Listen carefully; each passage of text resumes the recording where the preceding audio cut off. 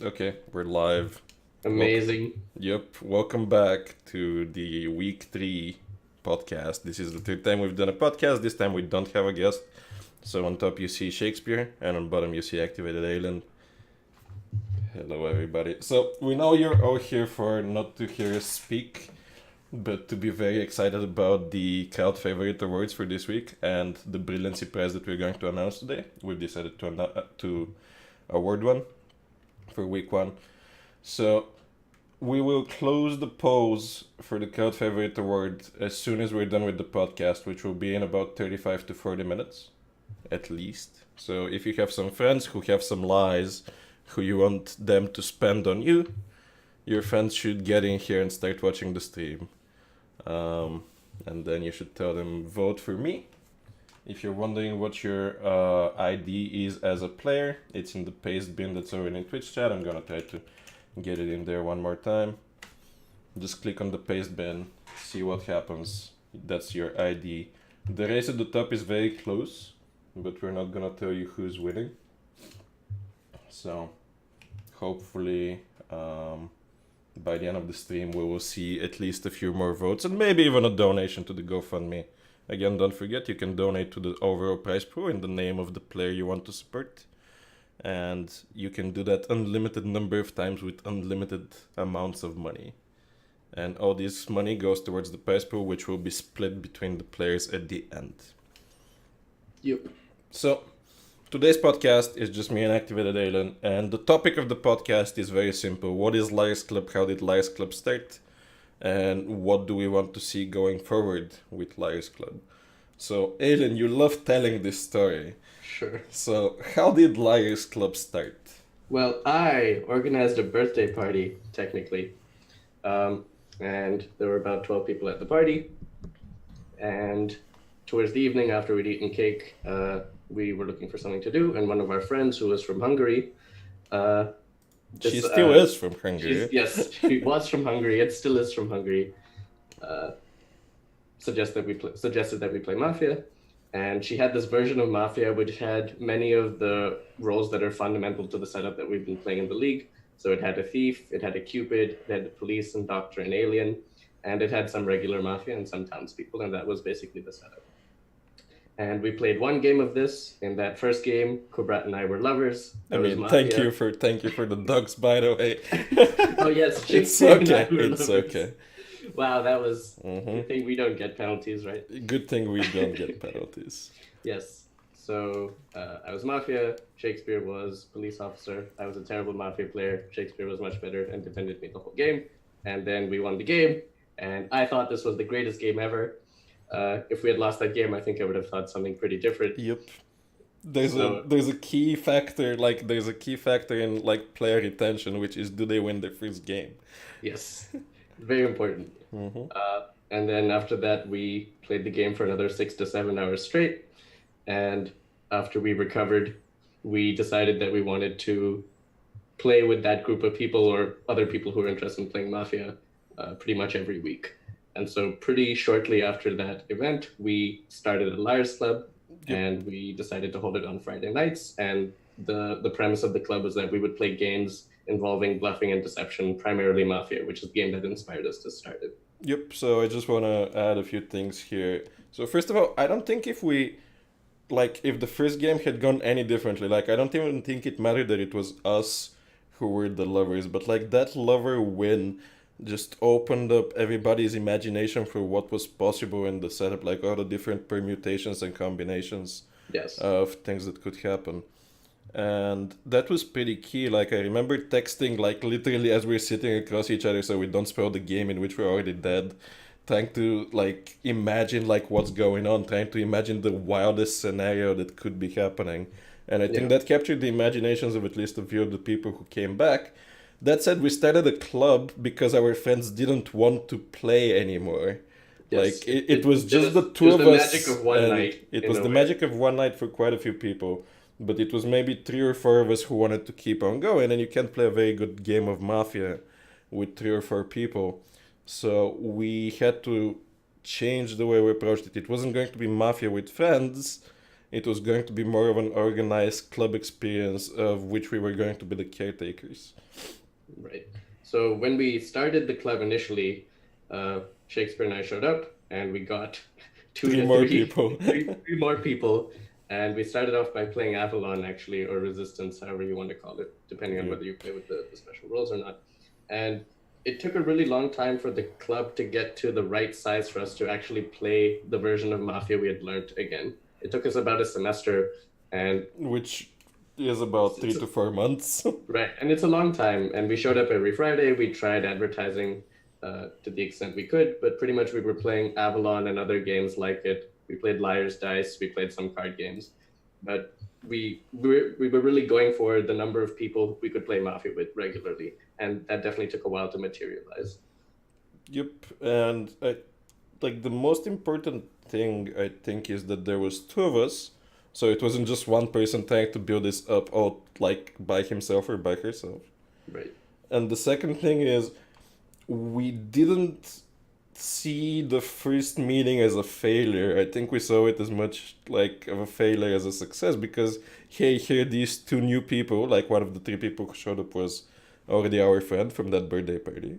Yes. But here these two people who came and then we like those 2 to 3 people kept showing up to have a good time. So Right. it just built itself up, and as long as we believed that we were gonna get more people, I think we were assured to get more people. As long as we kept spamming email lists, as long Right. as we kept spamming Facebook pages, like we would get slow but consistent growth, just like with the Twitch stream. So if you're here as somebody's friend, hopefully, like this is exactly the same thing we're doing here. We're trying to build up people's engagement with Mafia through their friends, through spamming them consistently, through being consistently on 4 days a week. Um, And I think it's important that the club creates value for the people who show up, even when it's really small. And I think part of that was the fact that, I mean, part of it is just showing up. Of course, we were showing up each time, but we were also trying to have some semblance of organization in deciding what games we were playing and what the rules were. And there was some element of, we're directing this, and this is something you can count on there being every week. So even when we were playing Avalon and Liar's Dice and those other games, uh, it was still fun for the people who showed up. And I think it also made us better players of those types of games in general, which I think also contributed to the fact that we were able to push Mafia more when we got the numbers. Yep. People knew that we were meaning business, and this Yes. is something we hope you, as viewers and as players, also believe at this point. Um, so we are in the spring of 2014. Lions Club started about 4.5 years ago. We're in the spring of 2014, and now we're consistently playing Mafia almost every time we meet. Um, was it at this point that we started refining the rules of the setup away from those that were given to us? Uh, yes. Yeah, it started organically. There were some things we noticed that were off about the current set of rules. And what was the first one? I think the first one was that in the previous iteration, or like in the very first iteration of the Alien, Yes. the Alien was always their own proxy. Like the word Yes. proxy did not exist. Yes. Alien had to get targeted at night to win, To get activated. And the doctor always knew who was about to die. So, regardless of whether it was the alien or not. So the doctor effectively always knew that the alien was alive. and who the alien was, Yep. and whether the alien was activated. So it was an unwinnable game for the alien, and maybe this should have been very obvious in retrospect the first time we played it. But we weren't as good at the setup as we are now to Yes, and we evaluate didn't. that. I think our notions of game design as well and balanced games were pretty rudimentary at that point as well. So, yeah, one of the first changes was giving the alien an actual shot at winning, and that involved creating this concept of a proxy, which could be anyone, which made the choice strategic rather than a default choice you had to accept. Yep. And then also adjusting the rule for the doctor so that they didn't see anyone was getting Essentially, the night. proxy gets protection precedence over the doctor save. Yes. And that obviously increased the alien's win percentage, but it also made it not purely a troll role like the Jester, which, is arguably too much in too much in the other direction. It's a bit toxic, let's put it like that. Sure. It goes against the very spirit of the Right. game, which is you're trying to survive up until a certain point. Yeah. So giving the alien always had that milestone of getting activated, and I think we improved that mechanic and made it balanced and gave the alien some actual winning chances, and opened up a pretty rich strategy space for how to achieve at least the first milestone. Yep, so we ended our first 4 months of Mafia with maybe about 10 people who regularly showed up. Most of them were our friends originally anyway. But we also started recruiting people based on them just passing by. The person we actually handed off Liars Club to after we graduated from college was a person who just stumbled upon it one day after going back from dinner and just seeing all these people having fun. Yeah. Like I should join them. Then over the summer, we, like as you know, college students do get summers. We didn't do much. Did you play Mafia during your internship? I I forget. played a little bit. I played a lot of Avalon, but they did have an asynchronous Mafia game at the place where I was interning. Mm-hmm. And that's where I actually picked up a number of roles that I shared with you when I came back. And some of those we liked, some of those we didn't. And I think it was. I think when we came back from the summer, it was at that point that we decided that like we should actually design the setup. Like it's Yep. not just it's this organic thing. And yes, we were given a lot of it, and that's the skeleton, and that's what keeps the initial set of games balanced. But if we want to accommodate more players and have the same themes of the same game, how do we do that? And how do we Yep. add the roles And accordingly? some of the roles were very hit or miss. There was a role called the Strongman. Not the Strongman, excuse me. The Tough Guy. The tough guy. So the Tough Guy was a role that had a 1 day phase delayed death. So if you shot them at night, they would be alive until the end of the next day. Yeah. And if you shot them, like if you executed, executed them during them, the day, yeah. they would be alive until the end of the following day. Yeah. So that was one of the most boring roles I've ever seen in a game of Mafia. And I'm very glad it's no longer a thing. But just to give you an idea of what we were doing at that time. So obviously, the doctor is an extremely powerful role. And obviously the police officer is an extremely powerful role. So before we came up with the role of the prostitute based on a person who stumbled in, tried to change our ways forever, and then stumbled out and never to be seen again, we had this idea of the silencer. I don't know if you remember this. Yes, I remember it The very well. silencer was one of the most fun roles in the game for everybody. Like that, this is just sarcasm. It was boring as fuck. And I'll take full credit for it, like Yes. coming up Well, with it. Sure, but I think maybe what's instructive about that role is what the problem we were trying to solve with it, right? So the problem. So big part of the game design of this setup, and big part of why we're like a bit overly defensive every time somebody brings up any criticism of the setup is we've been through hell to make this playable, and we believe we've figured it out. So let me tell you what the silencer does. The moment anybody claims, or even soft claims, or even hints at being a special power, they just lose it forever. So if you're on the defense and you have to claim to save your life, you're no longer the doctor, you're no longer the policeman. Um, Obviously, mechanically, it was unenforceable. Like, it was who the heck will enforce this row and like how it works. It's a terrible role. It's a terrible row. It's a terrible. But then we role. came up with a much better one, which is the prostitute, which is the combination of what we later came to learn is called the row blocker and the lost wolf. Yeah. So iteratively, I think we arrived at some of these roles independently, but also inspired by like role lists on sites like Epic Mafia. Sure. which I were think the accessible to us silencer at was that also time. a reaction to people eventually blitzing the game in very, very long day phases, which we were not timing up till that point. Yep. So the days became untenable for the Mafia because at some point everyone's like, screw it, we're all going to come out, we're going to narrow this down, there's no point dilly-dallying about it. And the Mafia were having a very hard time winning any games. So I think, yes, the prostitute and the combination of that and shorter day phases that were timed and enforced that way made claiming, again, more of a strategic choice. Yep. So we come back from the summer, we have these notions of like we have to expand the setup because we're gonna get more people. We actually got quite a few more people than we were used to in our first meeting. We had to ad lib some kind of setup to accommodate them. And then it just kept going. Like, I don't think we can say too much about our last year in college that is like drastically different from what we have now. we just got better and better at moderating. We started producing materials like the booklets we've been using. Like the very first version of the booklet was actually like just a table of the rows and their descriptions. Right. And we eventually got around to making it graphic like very recently. Not graphic in terms of like gore or whatever, just like having pretty It's a graphics. gory booklet. I mean, it's a booklet of It is a gory murder. booklet. So that was senior year in college. I think what we came to appreciate is just how many diverse people this brings around. Like, we got to meet people we would have never met, and I don't want to cite names here because we'll certainly forget somebody, but we met these people who were visiting like our university for like exchange programs from say like Sweden, and we got these people from like Israel who were also visiting. Who else? Like we got people who were doing like drastically different things. Like some of them were mathematicians like myself, or some of them were engineers like Alien. On the other hand, we had people who were studying English and like music or Politics. literature, politics. So the core value, I think, the core thing we value so much about Liars Club is that it brings all these people who would never meet otherwise, like in But a are foreseeable actually way. but are actually like similar in some profound way. Yup.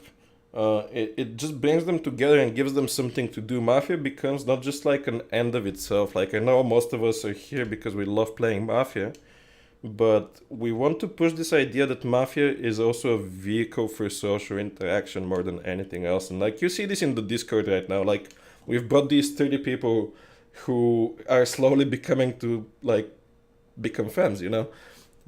Just based on the fact that they play with each other a couple of times a week, a couple of times a week. So the core value of Liars Club is Mafia is like one of the greatest tools we know of, not just to break the ice. Yes, Empu fans are cool, you know it, but also to make lasting and meaningful friendships. Yes. Um, yeah, I think it's a yeah. Just to add to that, you meet many new people at once, but you also meet them in a setting where it's not superficial in a way, or like less superficial than other ways you can imagine meeting 10 people at a time. Yep. And you learn stuff about them that you wouldn't otherwise know. Like, I wouldn't ever know how Alan lies if all we had done is play pool in college, Yes. which is how we started our friendship. Like, as a fun tangent, like if you think that agreeing on the rules of Mafia is hard, imagine having to agree on the rules of pool. And like, that's a story for another time. But we had these two very drastically different systems of how to play pool, and like Aliens was clearly wrong, but like it took me forever to explain it to him. Uh, Um, but yeah, I'm sorry about that. hang in there, buddy. If I look like I'm about to die, please call the EMTs. Kubra Ashblach. It's okay. Shakespeare is about to go to the other Shakespeare. Maybe. The mafia's getting to me. So let's see if chat has any questions. So chat just at Shakespeare or at Liars Club. So it's more visible. Like, do you have any questions? Like, I think at this point also Ellie had. Are you curious about the origins of any of the roles? Because Yes. I remember the origins of most of them. I mean, one funny fact is the axe. So our Hungarian friend who taught us the setup, she came back from the summer and she told me about this role which The literally truncator. translates into truncator.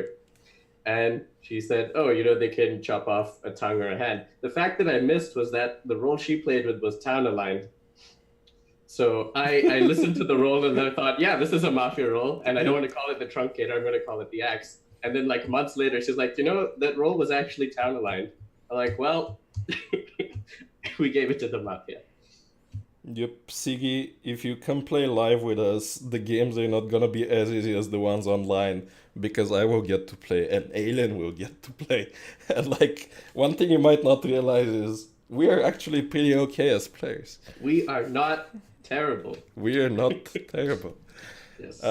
So at this point, we were starting to talk about building up exactly two things. So what are they? So one of them was the website. And the other one is like the entire infrastructure surrounding like facilitating Mafia as a live occurrence, correct? Yes. So like we had the table, but like what's the main issue here? Is it that moderators don't understand all the rules? Like when they try to moderate for the first time? Like, is this something you would agree happens often? Yeah, I think in general there are many aspects of the game that have like a barrier to entry in the sense that they're not they take some practice to pick up. One is moderation. Uh, Certainly that's probably the most difficult thing because you need to start off with someone who already knows how to moderate the setup. And Well, then of course one at is least to narrate the setup, right? yes, And what's the other one? learning the rules of the setup, which is what we were trying to fix with our booklets and things like that. Yep. Um, so one thing you notice, like yesterday, one of the players in the league approached me and said, like, I want to run practice games for this setup outside of the stream, so that people can like play more, have fun, like not necessarily compete, but at least like learn the setup, see all the possibilities it offers. The one thing I warned him of is if you have any rules questions, like I'm online in Discord 20 hours a day, just shoot me a message so you don't mess it up. Because one thing you start realizing is we make the game, or at least we made the setup, and we know all the corner cases. Yes. But as soon as you have to explain those to somebody else, it becomes prohibitively hard. And we're still trying to solve this. We're still trying to Yeah.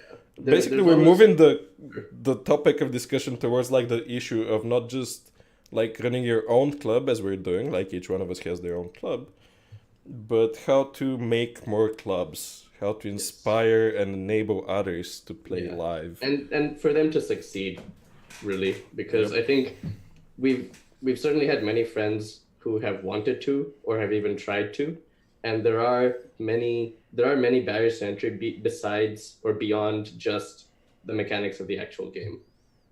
I know one thing that's really great about college campuses that my friend has told me is that like, the readily available spaces in which you can actually play games without disturbing other people. That's something that's harder to find once you're out of college and you're working or you're doing something else. And that's true for most, but not all colleges. So even if you're still in college and you're thinking this doesn't apply to me, I'm with you. The university at which I'm at currently doesn't have very many available public spaces. That's California for you. If you can do things outside, people are not gonna bother building things inside to host things. Um, let's just outline like the next part of the story with this and say what happened. So we moved to California. Both of us live in the Bay Area. I hope you don't mind me saying that. And even if you do, it's already out there in the It's wild. already too late. I mean, it's on the website. How about that? Yeah. So, and at this point, we were like about 40 miles away from each other, so we can't run the same club at the same time. So we started running our own individual clubs. And what, like, was there a challenge? Like, I've never asked you this, so we're doing this live, but like, what was the main challenge of not having me there anymore? And I'll tell you what the main challenge for me was not having you. Sure. I mean, obviously, it's more work for one person. Uh, I think it would for me. So the main challenge of not having a partner, I think, shows up once you actually have the club existing already. And it was hard for me to even get the club to exist because I was out of college and I was trying to start it at Stanford. And I was not a Stanford student. So how do you start a club at Stanford when you're not a Stanford student?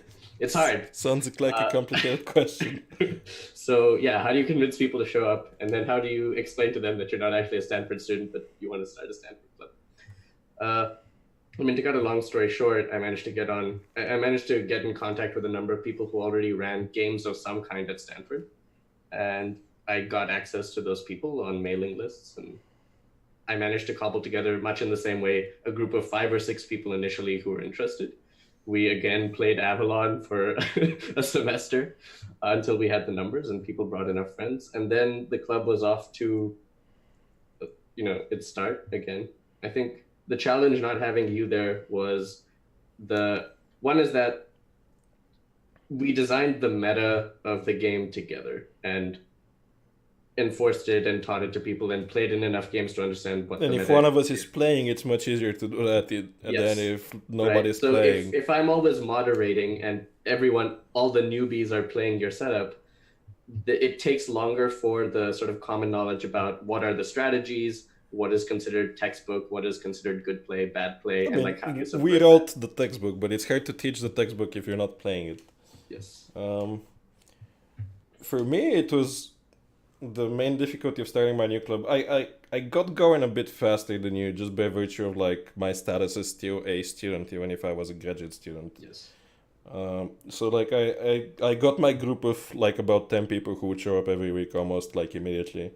Which didn't repeat itself too often. Like all my like the high turnover of college and specifically like my group is so, like it was something unique to that position in time that like it was the perfect storm of like 10 people and like people who people might remember. Coolio was one of my first people, if you remember him all the way from preseason, for those of you who've been with us for a while.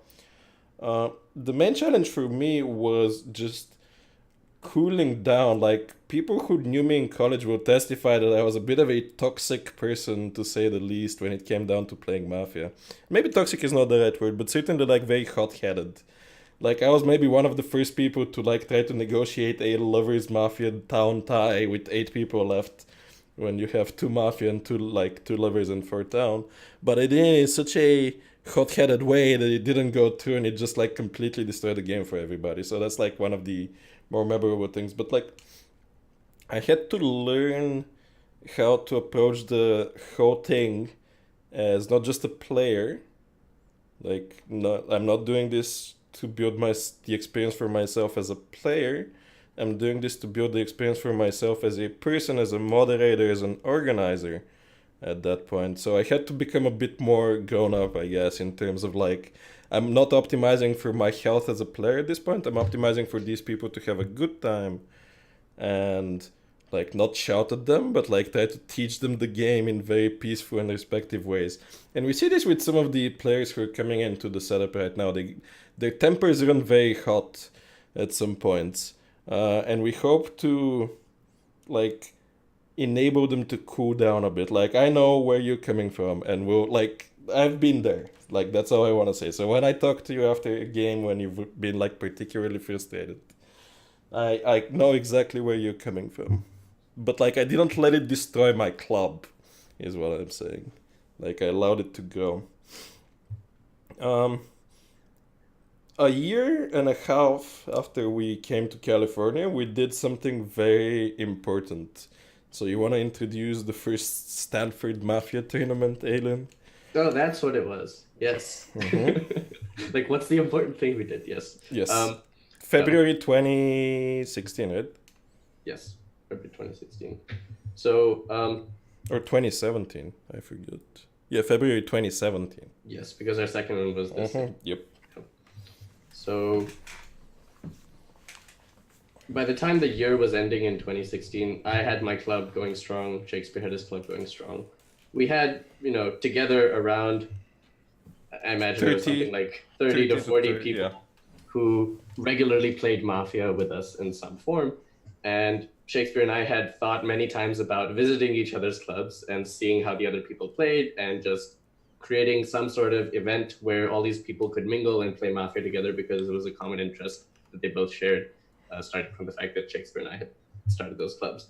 And I think we were pretty sure we wanted to make it competitive, right? Yep. I mean, at this point, we had spent about a year and a half just working on the mathematics and the algorithm behind scoring.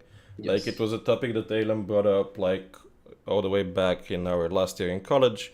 But we weren't sure how to do it because traditional scoring systems like the ELO system don't work because you don't have, like, any semblance of the same system here. And like even if you look at like more modern approaches like Microsoft's Xbox like team scoring algorithm or whatever, that's a bit too complicated and not suited for a game like Mafia, more suited for a game like Halo, which is a team shooter, again like with complete information, at least as far as who your teammates are. So we had to build the scoring algorithm from scratch. Yes. And that took quite a while to nail down, just to like crystallize all the ideas and like refine them and Yeah. test them and see how it works. And I think it's hard because the setup was given, right? That was a fixed thing that we weren't going to change, or we weren't going to change much. We weren't going to change significantly. We weren't going to try and design a new setup to score it in a more simple way. We were very determined to score the setup that we had, and that was a constraint we imposed upon ourselves. And it led to many interesting ideas in the scoring algorithm itself, which we've sort of taken as learnings in the way we play our games. Because like this whole concept of bargaining, for example, was I think something we really had to what does bargaining mean? What ties are better than what other ties, and how could you actually negotiate them in the situation of a particular endgame? And that was certainly like the last like bit of something that we had to come up with. Like I remember coming to your house for like a couple of days in Yes. August 2017, and just spending all that time figuring out, okay, so we have this idea that like almost every situation like in the end game is gonna be a tie, but how are we gonna make sure that it's gonna be tied? Like, is there a mathematical way to think about it? Yeah. So when the algorithm takes you to a certain end game and says, oh, like if you're in the 7-person end game, it can be reduced to a 4-person tie, like with some voting. Like, we're not sure that's the case, but we're like 95% confident that that's where the game should go, which is Yeah. like how the benchmarking for the round scores works. Right, because when you're evaluating endgames under perfect information, you have to see essentially how the votes will work out and are there credible threats. And I think uh, the idea of vote abstaining was also a rule we introduced around this time because I think the whole endgame of an activated alien, a regular mafia, and a townsperson as the last three people, this was sort of one of the big test cases for our algorithm. And I'm pretty sure that's where we got the abstaining rule from, so that there was that path to a tie in a game we believe should have been tied. You're muted, or I think No. you're muted. Yeah, I muted myself to not cough in the mic. We wanted to enable ties where ties were not otherwise possible just by voting, and abstaining seemed like a neat way to do it because it's something people ask for occasionally. So if we can say you can abstain up to once per game, once two people are nominated, then that takes care of at least one question people would often ask, and it has its strategic purposes. And any change we've done to the game always has to pass the does it affect the activated alien regular mafia Does it break townsperson that end endgame? game? Yeah, it's sort of a pivotal endgame of the setup. Uh, So we're about to run our first tournament, and we're bringing these people from Berkeley and Stanford together. Um, what were the main challenges of even getting that tournament off the ground? So it was a one-day event in which people had to play at least 4 games to be scored. mhm. Like the best 4 games was scored. The scoring algorithm hasn't changed much, if any, since then. Like maybe some values, like some magical numbers hidden somewhere, have changed Some a bit. magical numbers. We can get to that after the first one because we did make some changes. But yeah, I think the main challenges were well, sort of finalizing the scoring and getting it to work like technologically because we were using an app to narrate the games and store the game logs for each game, and all those logs had to be run through the algorithm. And obviously, we weren't going to do that by hand, so it had to work. Is the Yep. point. And it was very much like a Yeah. As It's a very side much note like- to 5, this is why we can't tell you exactly what the points are. Because, like, the algorithm, while easy to explain what it does, it's very hard to imagine, like, running down all the 10,000 branches. Yes, of because the it's game. actually evaluating what the optimal thing is. And yeah, so it was pretty much like a hackathon the weekend before. Yep, I Where- have the video of it somewhere, just like us, like, discussing and thinking. Yes, while I write code. Yeah, you were writing code, I was writing some documents. It was a fun weekend. I remember it fondly. So the tournament comes, and I don't want to say anything, but the fact that we very clearly saw a divide between the two groups. It's almost like American politics currently, in which people are willing to like forego their alignment and just vote with the people they like against the people they like don't know or don't like yet. Because this was the first time these two groups were meeting. So it's like we will eventually at some point put up the videos from that tournament up, but there was a very clear social break between the two groups. I think the overall event was fun and nobody was like, oh my god, Aiden and Shakespeare, like this absolutely sucked because these people voted me out every time. But certainly like it kind of diminished the competitive value of it a bit. Would you agree? Like if Yeah, I think I'd agree with that. I think throwing them together, without any mixer before that. yeah, without like the first time they met each other was in the tournament. Not even like a casual game of the setup. And so yeah, I definitely feel like there was some like block voting going on Yep. in many scenarios. Most end games would either be just Berkeley people or just Stanford people. Like the one end game that wasn't like that was one of our favorite end games, which was a regular mafia levered to an axe versus a bomb versus a hunter during the day. In which It was at night. It was at night. no, there was one more townsperson at night, so it reduced to that during the day. No, it doesn't matter. It doesn't matter. In any case, that's a Yeah. tie. So if you're wondering, like, how can three mafia lose to one townsperson, the answer Hunter. is the answer is Hunter can like spoil your day completely. Yeah. Overall, it was a fun tournament. I'm not gonna tell you which participant in the league won it, just so we don't sandbag them, so that you don't approach them as a bigger test than they want to be approached as. But somebody in this league won the first tournament, and somebody in the league won last Won the year's tournament. Yes, won the second So tournament. you have it narrowed down to 7 people, but if you're thinking these Liars Club people don't know how to play their setup, the way that Colin framed it last week, it is not necessarily the case. Maybe they're just like hiding a bit. But this mixing is why we ran such a long preseason this time, and why last time we ran a tournament live, we made sure that to have a mixer about a month in advance or 2 months in advance. Yeah. No, and I think it's really good for the social cohesion and just the dynamic in the games. It's still hard, but I think having played enough casual games with people before you start playing with them competitively is very important, and one of the learnings that we brought to this one. Yep, and we were very afraid of it, I think, to a certain extent, because we, like, one of the Video Mafia community members, the first time they played, like, in a preseason game, were like, these 4 people I've never played with are all Mafia, which was almost the truth. They were all on the same team, which was not Mafia.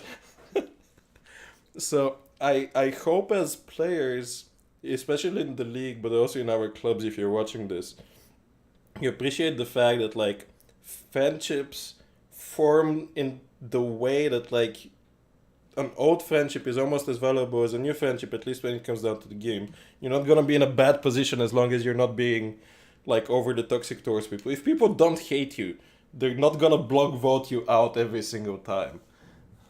We don't see like people from the same community banding together as much, and obviously we're taking some measures to decrease that to the scheduling to make sure that people mix properly.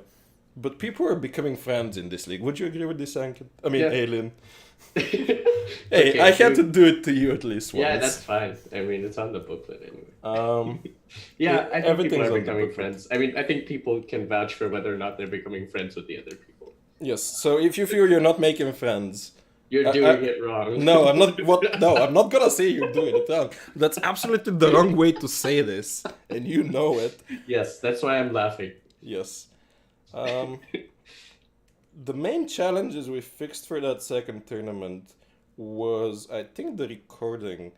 And, like, it wasn't much else. Like, the scoring algorithm broke at the end, and we had to fix it overnight. Yes. But that's Funnily fine. enough, it wasn't the scoring algorithm that broke. It was printing the results that broke. I don't know if I ever told you that. You did not, but Okay. it's fine. Now I know. Yes. So if you remember, like, if you were amongst the people we recruited using that video from the game Chris won as Alien, I think his name is out there. I'm not gonna, like, not dox Sure. him. Like, I think we, at this point, wanted to produce more content, which is why this league exists in the first place. Like, one of the many reasons it exists. Because like filming live games is hard. There are Yes. many ways. There are many approaches you can take. There are many ways to do it, and it's hard to produce something that looks good and is watchable. It's certainly easier in post production when you film the game from multiple angles with multiple cameras and you stitch it all together, which Shakespeare slaved away to do, and I can't imagine how long it took him. It takes about, once you get the hang of it, it takes about 2.5 hours per game. So it takes about like 3 times the length of the game to actually edit it together. If you have like the 5 camera setup that we did. Yes. So there's a lot of legwork to do there. And certainly one of the easier things about running a video Mafia League is that It's while there's, already, of it course, films itself. yes, it films itself. There's still a lot of work, obviously, because you're managing a stream, but uh, Which I'm also slaving away to which you're do. also slaving away to do. But at least you don't have to set up 13 cameras. Yep. No, that would be awful. Like, we outsource a lot of the production to the players, Yeah. which is very nice. So, anything else we want to say about the second tournament? Oh, yes. So, one thing we learned, so we want to say that, like, we considered 9 to 14 player setups to be competitive. We obviously wanted to run prostitute games for many reasons that people have already outlined during the league, that the prostitute just adds this extra layer of complexity that is actually skill testing. So, depending on how the games filled out, we were just running rolling games, which means that the dead people from one game would form the next, like, mixed with the dead people from the, like, we were running two games at the same time. The dead people, the moment they hit, like, 12 to 14 people, they would also get to play. But we were playing this 14-person setup, which is the current setup that's 13, plus a row called the Traveler, which is almost impossible to kill during the night. You have to bomb that. You got to bomb that roll. Yes, if you think you have to bomb the Doctor, you actually have to bomb the Traveler. And Town won a ridiculous number of games that tournament. Yes. So if you're thinking, man, why are we not playing 14-person games or 12-person games? We feel that, like, 11 and 13 are the break points for where the balance lies in terms of, like, what is a good game of Mafia, what gives people the most not equitable, but the most equal chances of winning the game. Okay. Then, what happened past last April? Let's just finish the story of how this league came into existence. I think the last part, you should prime me, and then I should just, like, spit it out in the least toxic way possible. Sure. Be careful. Don't worry, I'm not gonna insult anybody. Viewers. They're from different communities. Some of them are from the community that organized that league. Sure. Hi, I'm Poof. Well, it goes a little further back. So after the first tournament, a person reached out to us, and we were contacted by people who ran a Mafia club at McGill University in Canada. And that's sort of how it was that incident that motivated us to really build out the infrastructure for what we're doing, like the website and the booklet. Which is still pending release. But that was when it was sort of brought to our attention in a bigger way that there are obviously lots of communities out there that play Mafia and different forms of Mafia, and that we should be trying to do something with them. And we weren't sure at that point what necessarily, but having lots of people playing Mafia can only be a good thing. Yes. We reckon. So that led to us meeting a number of people online who played Mafia in some capacity. And especially after our second tournament, we were contacted through a friend of that person who ran the McGill Club that there is a Forum Mafia Championship coming up. And I guess, Shakespeare, you can take it from here. So we were super excited about it. Like, I remember just sitting in this very room, like, laying on my bed over there, and just talking to Aylin and be like, okay, we should participate. Like, we have two different clubs, we should both go. But then Aylin realized how much of a time sink it is, and as a student, I have a bit more free time than a working man like Aylin does. Gotta make that money. I mean, summers are nice. I think between money and summers, like, it's a very careful trade-off. Money! In any case, I signed up to represent Liars Club, or at least Liars Club Berkeley.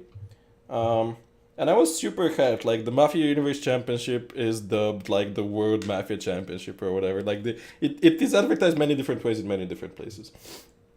And then I showed up and the game had 4 AFKs. Like, in the first day. Then people, like, started getting subbed in and out. I was Mafia. Me and my fellow Mafia were just sitting in, like, Discord for, like, 8 hours a day, thinking where this town is so we can lie to them. Like, literally the game wasn't happening because people weren't there. Eventually we won the game.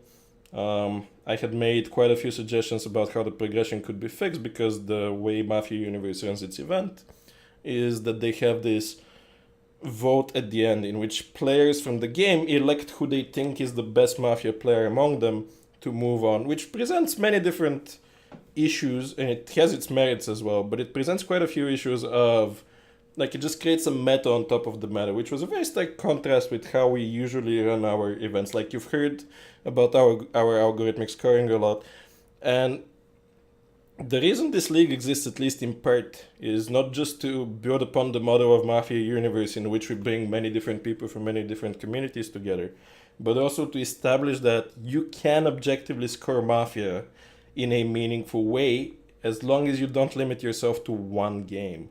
It's not just us being like, oh, Mafia Universe sucks, we're the best.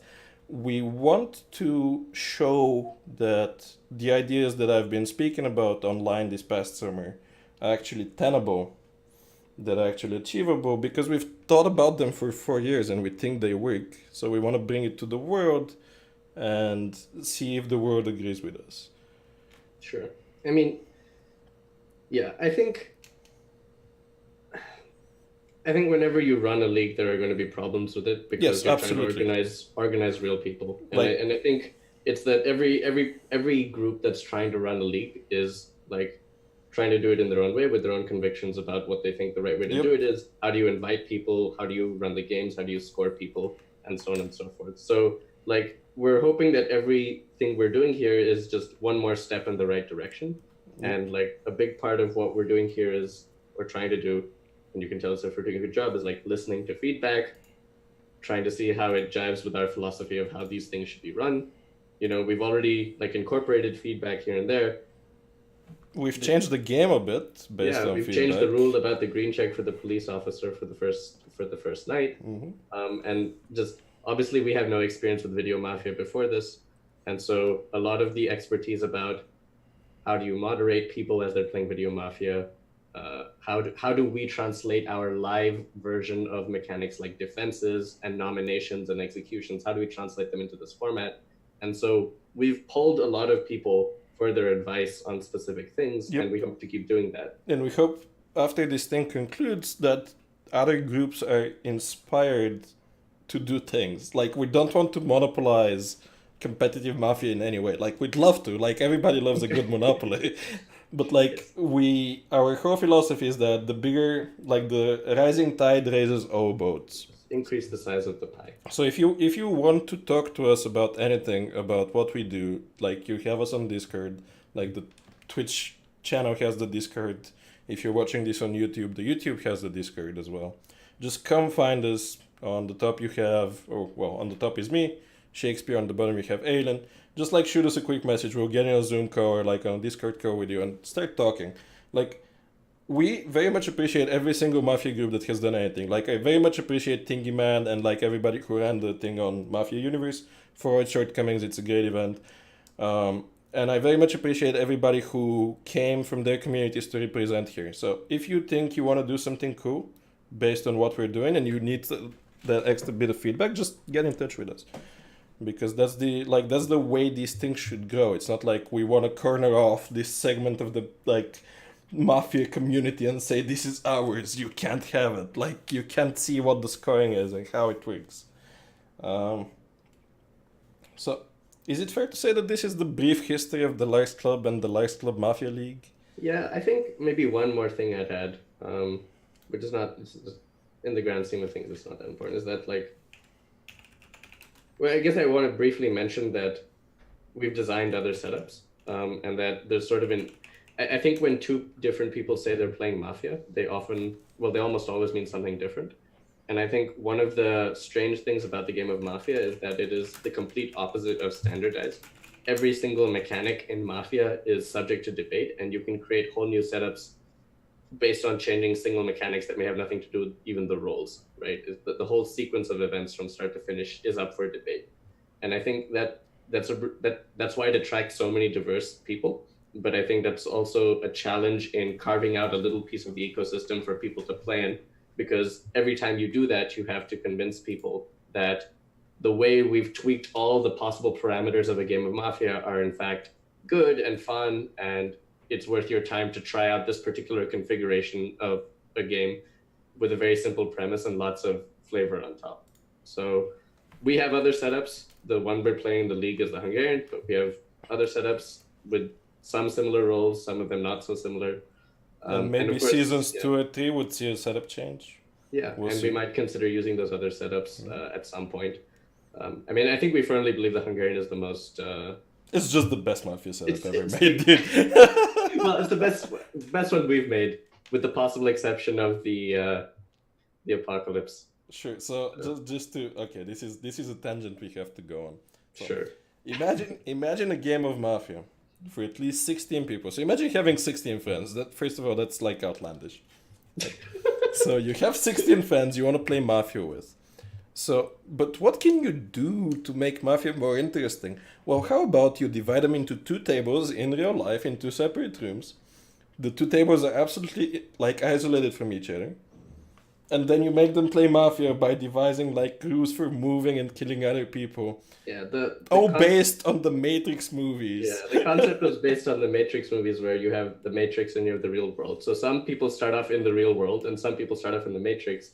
And the mafia are essentially the machines from the Matrix, and the town are the real people, the humans in the Matrix, and they're in the minority, funnily enough. So most people start off as mafia. Yep, which is great. So there's some really interesting quirks about that setup, and I think the meta there is miles deep, because there's a whole nother table of players, and you have no idea what's going on there till one of them shows up at your table And says, I'm on your team, don't kill me, don't Yeah. kill me. and you can lie about what's happening on the other table. Like it gets real crazy. So I think it's definitely a very, very complex setup that we do not claim to fully understand, but someday we will work on popularizing that one. Yep, let me just untime out Rich if I can, because Rich keeps spamming links and Rich kept getting timed out. Sure. So yes, maybe one day after the league concludes, maybe in the build up to season 2, if season 1 is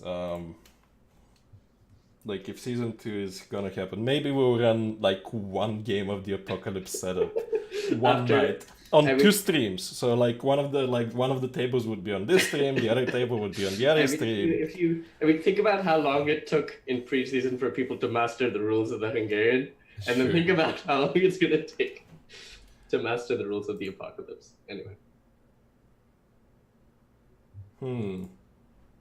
Anyway, Rich, I'm sorry I can't figure out how to untime out you right now. You will be back in time to vote, I believe. So, or at least vote for yourself. We'll move on to the build-up for the Brilliancy Prize. So, yesterday, I think something we can agree was the best played town game of at least of the regular season so far, and maybe of the preseason and regular season happened. It was the last game. The vote is on Twitch. You can check it out. We're gonna put it on YouTube shortly after this. I've just been completely out of it since last night, but we had enough time to discuss this game, and we believe one of these players deserves a Brilliancy Prize. So if you know what happened in the game, you pretty much know more or less which at least the POE of a few players. But don't spoil it in chat, please. Let's keep the chat unspoiled if they didn't watch this game. So Alien, take us to this. It's a 13-person Mafia game, so Prostitute and Hunter, and we're just gonna review the whole round. I'm looking at it in God mode. So what stood out to you about this game? Why are we choosing this game as a representative of the best town game played so far? Yeah, well, I think the events of the first day really defined the landscape of how the rest of the game would play out in a pretty dramatic way. So what happened on the first day was that the bomb was executed and took out town-aligned lovers, which included a doctor.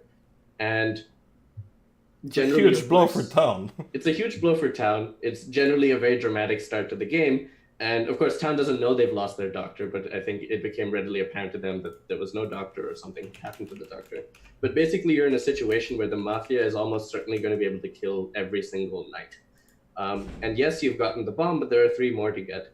And I think the impression of the game at the end was sort of opposite to the one we saw as moderators, which is that we felt, or certainly as I was modding the game, it felt like town had their backs to the wall.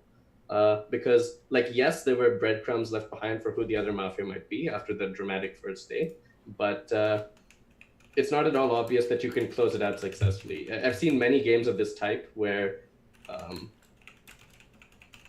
maybe it's obvious who like two of the remaining three Mafia are, but you can never quite get the last one in time and it ends in a tie. I've seen many games play out like this because they're easy to make progress in, but they're hard to close out successfully. So I think that's what stands out about this game is that Town actually closed it out. With committing not many mistakes. So Town had room for only one mistake. Yes. If they made two mistakes, they would have either lost or tied. Yes. So let's go to it. So the player list is going clockwise from the top. We have Ben Fortress, Chicken Sleep, DLGN, Ellie, Improve, 5, Joker, Logan, Oracle, Plan, Colin, Screenplay, and Zvangzug. The Mafia were Chicken Sleep, Improve, Joker, and Zvangzug, with Improve being the prostitute. The rest of them you can see on stream on the screen. That Zvangzug was the axe and Joker was the bomb. On day one, Improve was axed. Totally accidentally, or accidentally, if you will. It will become a meme. Improve getting axed day one. Improve and Joey are your two prime axe targets, it feels. So if one of them is not in the game, the other one is certainly getting the axe. So something that was interesting about these days, so the nominees were who? The nominees were Improve, Joker, Zvangzug, and who was that last one? Do you remember? A townsperson. I think it was Ellie. Oh no, it was Colin. It was Colin was like somewhat abrasive. Colin was somewhat abrasive earlier in the day, which is why he got nominated. I do remember that defense. So three Mafia are up on the stand, unbeknownst to each other here. Yes. Maybe Screenplay was also nominated? Maybe Chat can correct us? Yes, Screenplay was nominated. Maybe it was two Mafia. Improve, Joker, Colin, Screenplay, it says Ellie. So Yep. two Mafia, two townspeople. So earlier in the day, Colin was somewhat abrasive because of the back pain he was experiencing at the time. Like, again, while we have warned him to not do this ever again. He is, don't think poorly of him for like whatever he said yesterday. So we had this interesting interaction between Screenplay and Colin, and like one thing I want everybody to watch out for is like how Screenplay grows as a video Mafia player. Like, don't put your sights on him. Don't be like, I'm zeroing in on Screenplay. But Screenplay is certainly evolving as a player here, and we saw it in this defense in which he said he nominated Colin because Colin was toxic, but then said, okay, Colin, like in his own defense, stopped being toxic, which is maybe something like Mafia Colin would not do. So Screenplay like played, I think, an instrumental part in bringing down Joker because he said he was gonna vote for her. And appeared towny.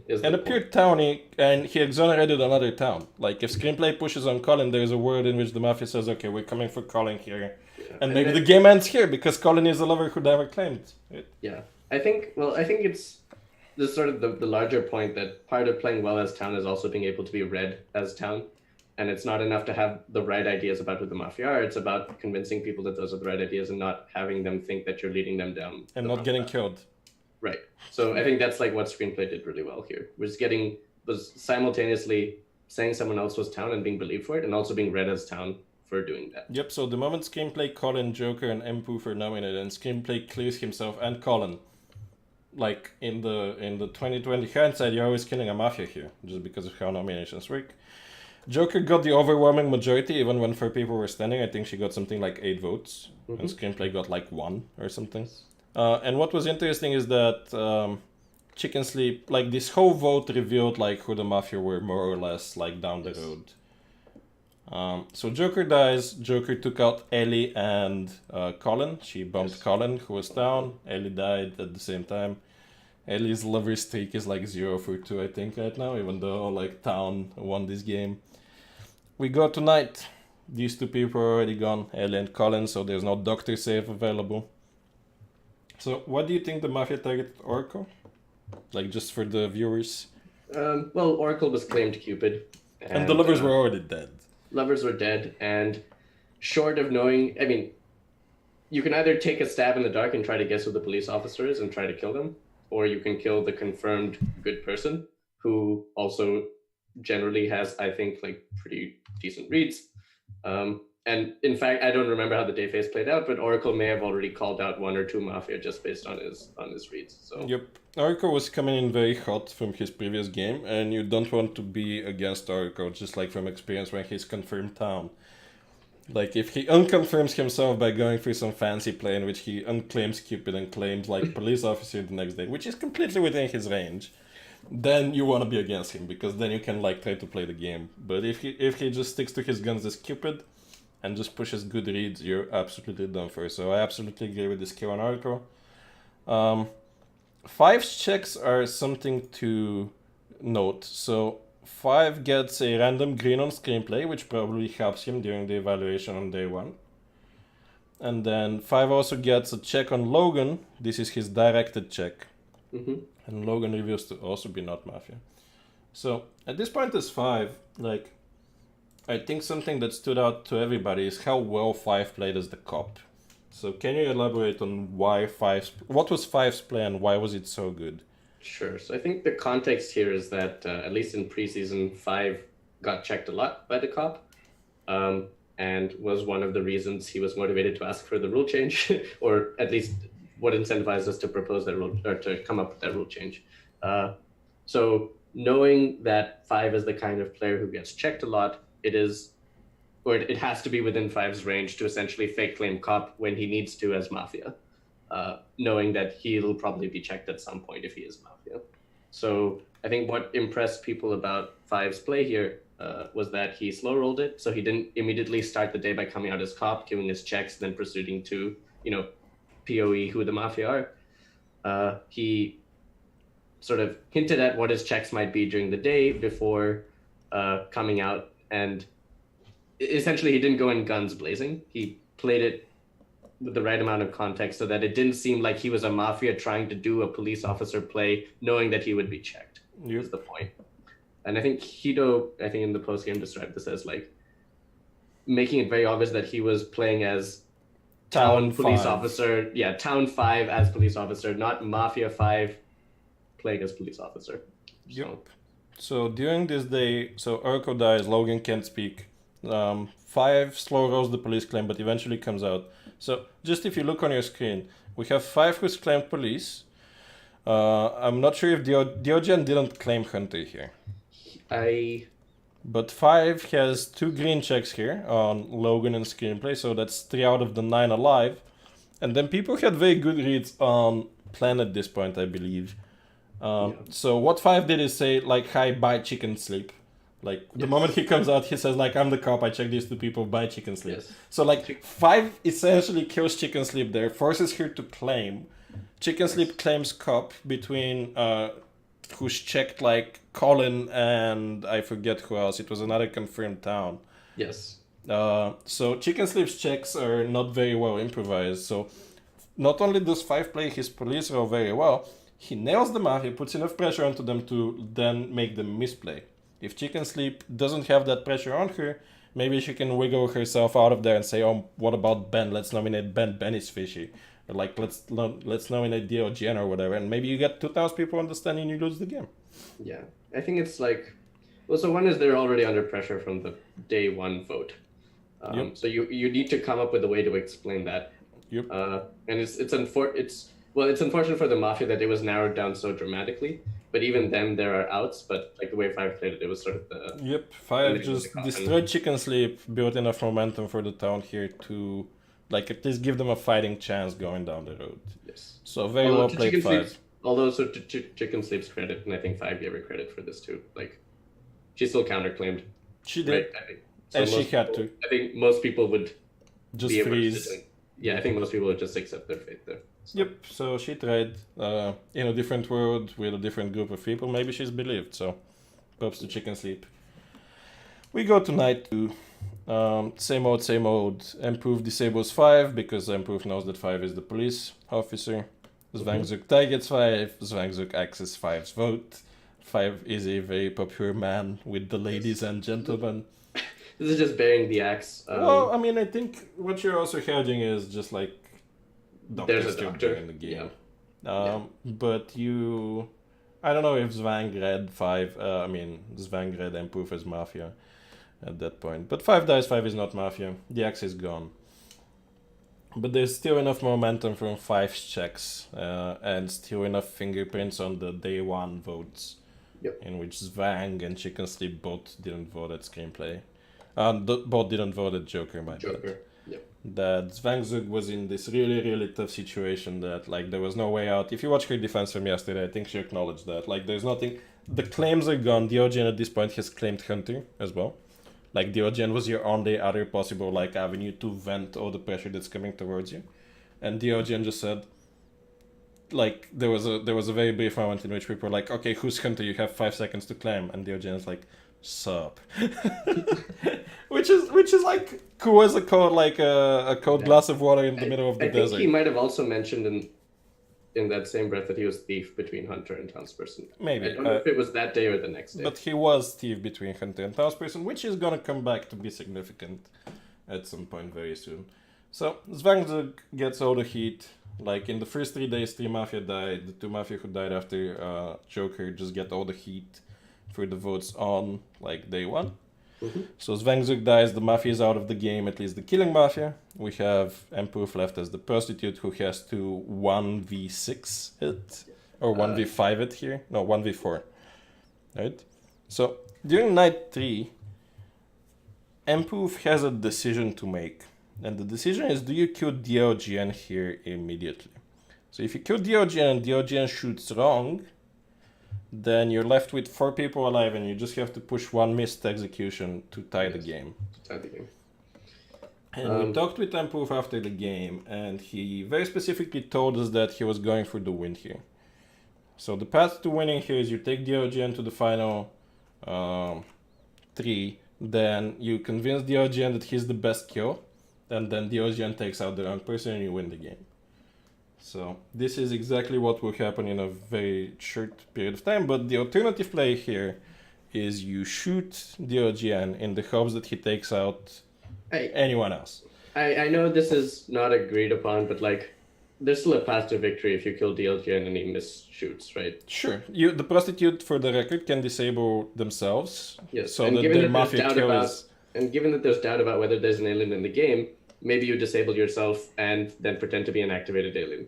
Now, yep. I don't know how that's going to play out with the real alien in the game, but there's a path to victory is all I'm saying. And, yep.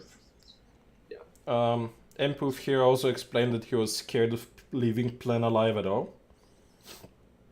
So I think it's because he believes Plen has a good read on him. Plen has a good read on him. So Empoof makes a choice. He kills and disables Plen. It sounds like a good decision since, like, Ben would have probably claimed Doctor at this point. Screenplay would have claimed Doctor in his defense probably day 1. So even the disable kind of makes sense as long as you understand you're going for the win and not just the tie. So the next day, Logan is nominated against Ben, I believe. Like, I'm 90% sure it was nominated against Ben. Yes, Logan and Ben, right? Yes, I remember this. Yeah. Logan was nominated against Ben. Twitch chat overwhelmingly thought that Logan was gonna get executed. Ben gave, like, the greatest defense of his life, according to many people. There isn't much to be said about this day. Like, you have the confirmed townie, Diogen, who should have been very confused why the Mafia didn't target him. Maybe that points towards Empoof in Diogen's mind. He said he had made up his mind at this point that he's shooting Empoof when he dies. This day is important because I think it really solidifies Ben as a townsperson. Yes, which is everyone's mind, which is again critical for how the game ends. So yep, Logan gets executed here, which is unfortunate for him. Self-proxying yourself in this big of a game should only be done if you are a high-profile player, or you have this game plan in mind in which you're just gonna come out day 2 as a cop. Yeah, like self-proxying. Yeah, I think it requires more of a game plan for sure. But if you're a high profile player, and that this is just purely based on perception, not an actual measure of skill. But if you are the players who've been grandstanding throughout the regular season, then the first week of the regular season, throughout the preseason, and the first week of the regular season, then you can maybe pull it off because you're a high priority target anyway. And you're probably proxying a lot of games anyway. The previous game before this one, 5 made somebody else his proxy. And then was targeted. I think he was like, "Why are you targeting me here?" Like, it makes no sense. And the answer is you're 5. Yes. While Logan has a lower profile here, so I think he could have gotten away with proxying somebody like Colin or Ellie or like just to go around the circle, like anyone else who has a higher chance of just dying. If you're the kind of person who gets axed and killed at night a lot, You're a a good great proxy. self-proxy, yeah. You're a great proxy and a great self-proxy. And like, if that's not really happening to you, then maybe consider proxying someone else. Yep. I mean, again, these are just guidelines. Obviously, they're not like prescriptions. With the self-proxy, you can play more actively in a sense if you're hoping to directly get targeted, but it can be hard to follow up for sure. Yep. Logan dies. Empu faces another choice. If he kills out Diogen here, and Diogen shoots wrong, which is still a 1 in 3, then Empu just takes the tie most likely. There's a slim chance he takes a loss against an activated alien who gets activated right off the Diogen's kill. Yes. But Empu just still goes for it. Empu kills Screenplay. And we get to probably one of the best endgames we've seen. Which I would like to double. It's a just great standoff because everybody has to make decisions about what they believe. And here's where Diogen, Ben, and Empu are alive. And Diogen claiming thief here actually starts to bite him back a bit. I'm wondering if there's a situation in which you don't claim you were thief. Yeah, well... Can we explain why this is? Why is Diogen being the thief like problematic here? Yeah, because at this point it's very likely that the thief cards could have been prostitute and hunter. And DLGN, there's no way to prove you're hunter until you die, which is unfortunate, unlike with the other roles, where other people can die and that sort of validates your information. So DLGN is in the spot where it is possible that, say, Ben, for example, might be thinking at this point, okay, there's a world in which DLGN is prostitute hunter. He just says the hunter claim, never gets targeted, never gets executed, and just wins. Yep. So, if you view the 3 worlds these people are living in, and if you watch the game more carefully, and again, the VOD's on Twitch, it will be on YouTube soon. From Ben's perspective, if Diogen is the hunter, all he has to do is convince Diogen to die and then take out Empu. From Empu's perspective, your only path to victory is taking out Diogen and then he shoots Ben. Or you convince Diogen to outright kill Ben, and then you kill Diogen at night and you get a tie. And from Diogen's perspective, the best path to victory is killing anybody but him, like getting the 50-50, right? Like the person correct immediately. And if you don't, then you at least have a guaranteed tie. So each person, given their own limited knowledge of what the game state is in, has a different idea about what makes like the path to victory, and they have to agree ultimately on what to do. And Empu and Ben agreed to take out Diogen. Empu and Ben agreed that like if Diogen is the last Mafia, you can just let him win. Yes. And this all comes back to the thief claim. And if Diogen is not the last Mafia, he has to get it right anyway. If you nominate Ben against Empu, Diogen is the deciding vote anyway. Yes. And you can't do that if Diogen is the actual Mafia. So I think like the common solution here, even if it's the suboptimal one, like the scoring algorithm thinks that killing Empu directly is like the best move because it is. Because it is. But yes, practically speaking, you need to consider the world seriously in which DLGN is prostitute, because you have the backup that if he's not, he can still win the game for you. Yep. But what it does do is force the game into a win or a loss. Yep. So I think there's one last thing I want to mention about this day phase, which is that so DLGN was nominated first. He gave a defense.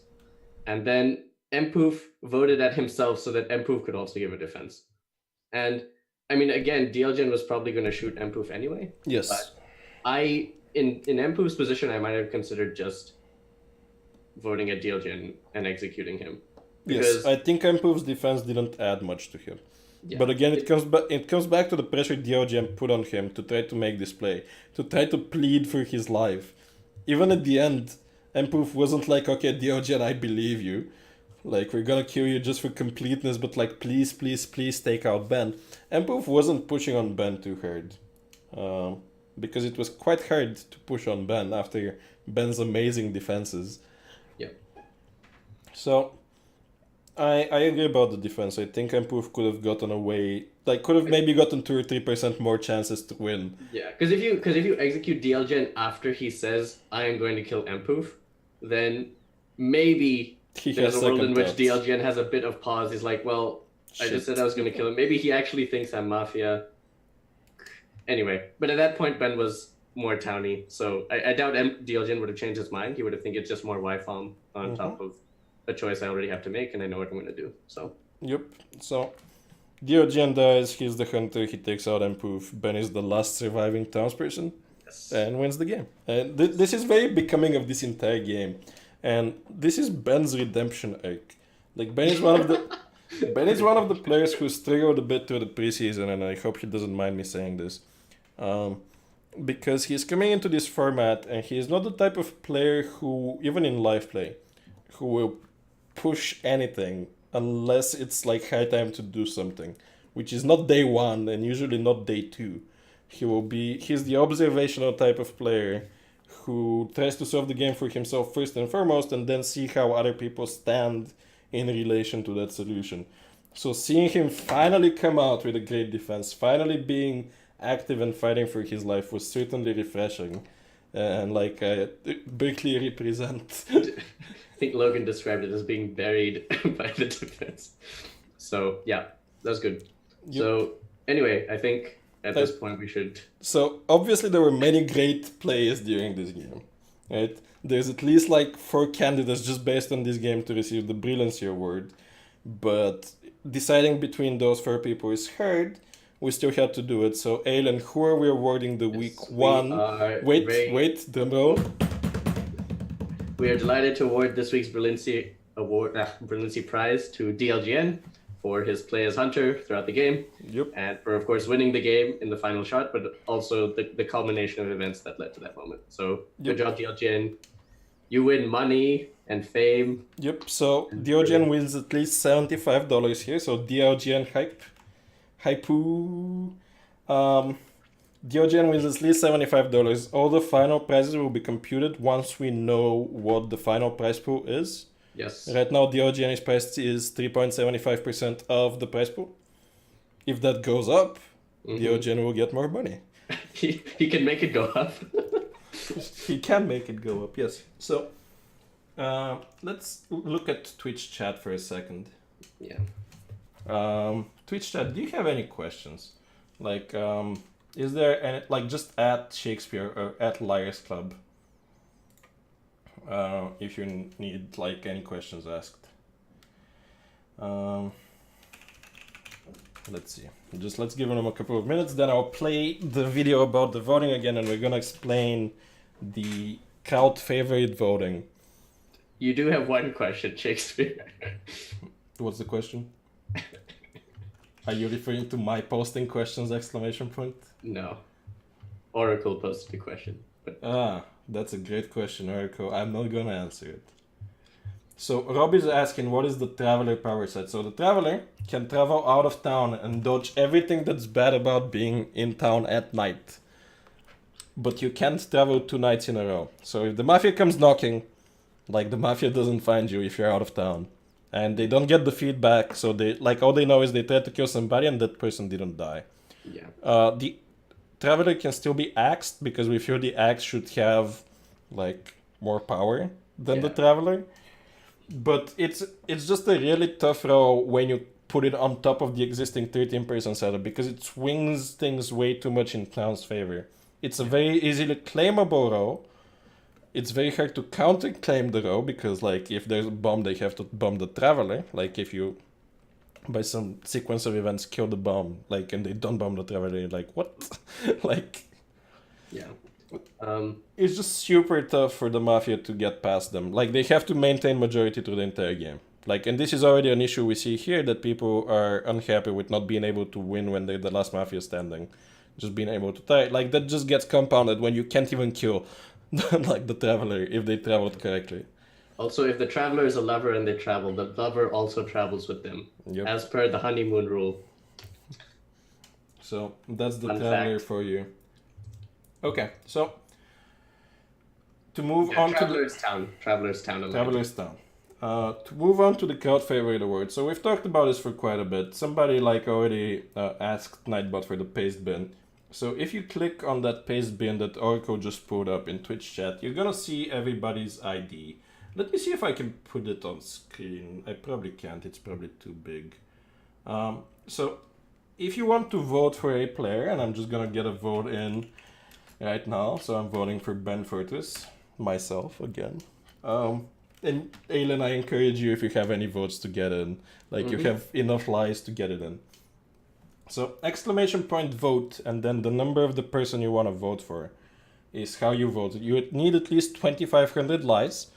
We've realized this is a bit prohibitive for people who come in and just watch one game and want to vote immediately. So next week it will be lower, but for this week, just to keep it consistent with the early voting, it is going to be 2,500 lies. Make sure when you vote, you're doing exclamation point vote and not just vote. I'm Yes. seeing some cases in the chat, but yes. Yes. So I'm gonna play the video that explains this one more time. We're gonna give you a couple of more minutes after that just to get all your fans that you want to see voting for you in here, and hopefully they have enough lies. So we'll see you in 5 minutes after this video concludes. We played it in the beginning of the stream. We're gonna play it again now. If you have any questions, just add us. We're in Twitch chat. So we'll see you after this short video.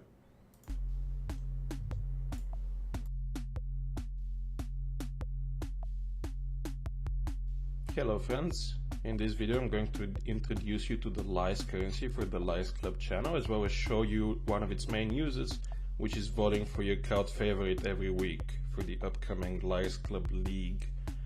So let's get right to it. So on my screen on the right side you can see my Twitch chat. The stream is currently offline, but like all the commands will still go through. So if we type exclamation point lies, you can see how many lies you have. So over 5 hours of watching the stream, I have earned personally 5,000 lies without any betting, without participating in the execution game that you can participate in every game day. And you earn generally 1,000 lies per hour by just watching the stream. And the main purpose of those lies is to then be able to vote in the crowd favorite poll that's going to be posted for every stream. So let's start a mock poll between some of the admins. So the poll just started. As you can see on your screen, we have 3 options. We can vote for who should be crowd favorite for week 1, and we have 3 mock players: Activated, Alien, Shakespeare, and Terramina. And I'm just gonna go ahead and vote for Shakespeare. Okay. So what you have to do is vote, then type the ID that corresponds to Shakespeare. So you just locate the name Shakespeare right here. It says 1, so we're gonna vote 1. And let's see how many lies I have left now. So every vote you post costs 2,500 lies. You can vote up to once per stream. So we stream 4 days a week, and the week for all intents and purposes starts on Monday and ends on Sunday. So you will be able to vote during the podcast stream. After you announce the winners from the previous week, the poll for the next week starts automatically. And every vote you cast will cost 2,500 lies. So if you watch all 4 streams we're putting up every week, Monday, Tuesday, Saturday and Sunday, starting every time at 9 PM EST, you should be able to use all 4 of your votes. So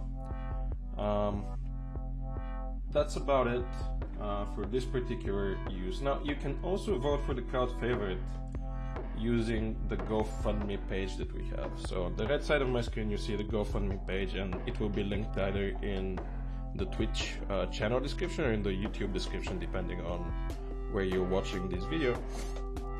And we want to incentivize you to also donate to the prize pool for the league. So all of this money that will be raised, on top of the $2,000 that are already provided by Liars Club for the prize pool of this league, will go towards the prize pool for the players, and all the awards are computed as a percentage of the total prize pool that we got. So right now, the crowd favorite stands to be $75 out of 2,000, but if say we raise $3,000 on top of those 2,000 in the beginning, the prize will go to be above $150. So every week you have the option to donate to the GoFundMe, and everything you donate goes towards the prize pool. And in the note for your donation, you should specify which player you're voting for that specific donation. So if you donate $10 towards, say, DOGN, you should say, okay, I'm donating towards DOGN, and we'll take this into account when we tally up both the lies votes from the streams and then the GoFundMe votes from the GoFundMe. And you might be wondering how we're going to combine those two. So the next slide hopefully illustrates that. The conversion will be very simple. 1,000 lies will be equivalent to $1 in donation to the GoFundMe. So one vote in chat is equivalent to $2.5 of a donation. So when we're tallying up the votes, this will be the conversion rate so that we can add these apples to these oranges. As I said before, you can vote once per stream. And you don't have to vote for a different player every time. So if you wish to cast all 4 of your votes for the same player when you watch our first streams, you can certainly do so. We discourage players voting for themselves, but we cannot prevent it due to the nature of how Twitch operates. Still, like, don't do it if you're a player, but we can't stop you. There will be a Twitch command in chat, which I can't currently show you, but it will be up by the time this video goes live on the Twitch page, which you can use to see what the vote IDs for all 32 players are. There will be numbers from 0 to 31. Please make sure that you're voting for the correct player, like double and triple check before you post your vote. Hopefully this was enlightening for you. There will be another video explaining the betting game at the end of each game day. So hopefully you like this video. Stay tuned for more, and stay tuned for some amazing Mafia games during the Layers Club Mafia League. See you soon.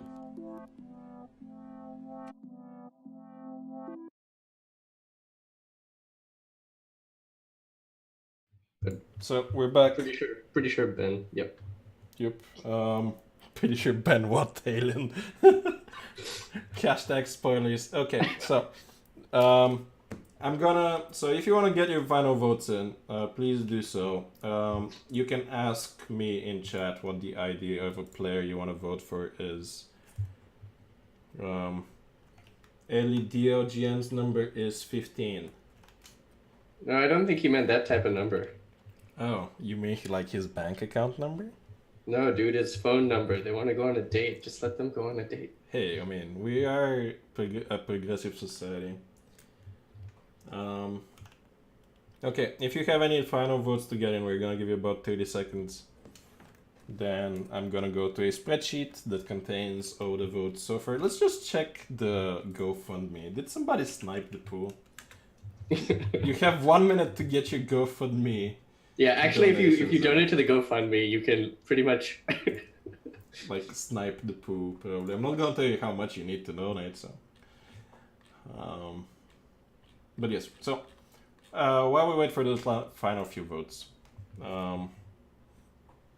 next week we're gonna improve it a bit. We're gonna allow people to vote with as few as 1,000 likes. So you just need to watch for 1 hour before you vote, which is you need to watch the game of the person you want to vote for. Right?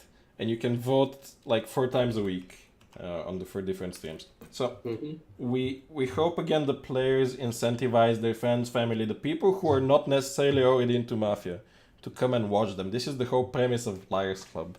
Bring the people you know in so the cult gets bigger, and then like everybody benefits off of that. Like we want to benefit off of your social connections. As all cults do. As all cults do. What's the conversion rate? The conversion rate is 1,000 lies is $1 in terms of like voting power. Like we're not adding to like the price pool based on the lies. We're just saying if somebody gives $10, that's equivalent to 4 votes. Yes. Let's give certain players the chance to donate to certain GoFundMe campaigns. I think it's only fair that we close it and we allow them to do it next week. What do you think, Aileen? I think that's fair. Yes? Wait, close what? Close the voting completely. Just call it right now and then let me tally the votes, yes. We want to do like a countdown? 10, 9, 8, 7, 6, 5, 4, 3, 2, 1. Done. No donations got in. So hopefully you managed to get your votes in. I'm stopping the voting right now. And I need a minute to put everything into the spreadsheet that tallies the polls from the previous stream days. So Aiden, if you can entertain our audience, that would be nice. I know I'm But supposed to like stall or something. yeah, that's the nature of live TV. It's fine. It's okay. I can just like show my stuffed toys, which are very thematic. These are my two favorite stuffed toys. This is Marty, the activated alien, and this is Grim, the Reaper.